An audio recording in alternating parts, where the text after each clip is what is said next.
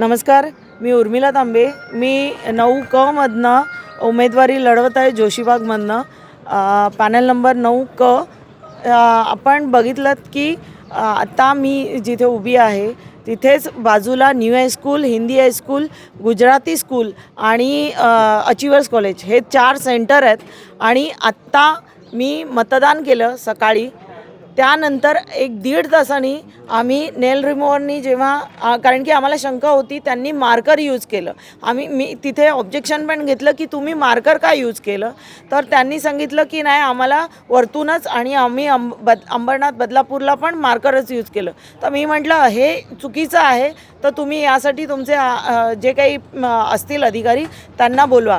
तर त्या अधिकाऱ्यांनी पण मला हेच सांगितलं की नाही, आम्हाला वरूनच तसे आदेश आहे. तर आता आम्ही नेल रिमूव्हरनी जेव्हा आमची मार्करचं जे आहे इंक पुसली जाते का बघितल्यानंतर, मी स्वतः उमेदवार उर्मिला तांबे, तर माझ्या बोटाची इंक पण रिमूव्ह झाली. या काँग्रेसच्या उमेदवार आहेत माधवीताई, त्यांच्या पण बोटाची इंक पूर्णपणे रिमूव्ह झालेली आहे. आमचा शाखाध्यक्ष आहे समीर टाकळकर, त्याच्या हाताची पण इंक रिमूव्ह झाली आहे. अक्षय अजून आमचे उपशाखाध्यक्ष आहे, त्यांच्या हाताची पण इंक रिमूव्ह झाली आहे. म्हणजे हे चाललंय काय? यांना काय घडवून काय आणायचं आहे? जनतेला तुम्ही वेठीस धरताय, काय दाखवायचं आहे? म्हणजे यांनी पूर्ण सेटल करून ठेवलेलं आहे सगळ्या गोष्टी. मग इलेक्शन घेता कशाला?